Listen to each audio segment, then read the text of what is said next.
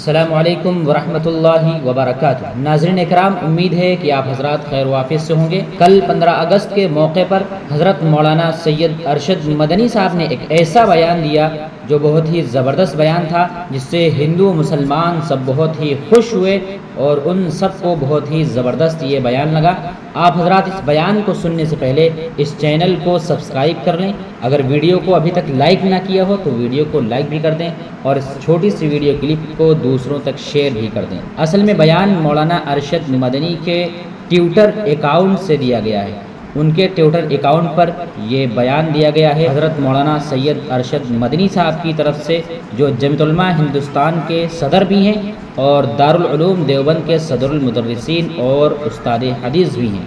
وہ بیان کیا ہے؟ وہ بیان آپ حضرات سماعت فرمائیں کہ ہندو اور مسلمانوں نے مل کر آزادی کی جنگ لڑی ہے، نفرت کے خلاف بھی ہمیں اسی طرح مل کر جنگ لڑنی ہوگی، کیونکہ ملک نفرت سے نہیں پیار محبت ہی سے چل سکتا ہے۔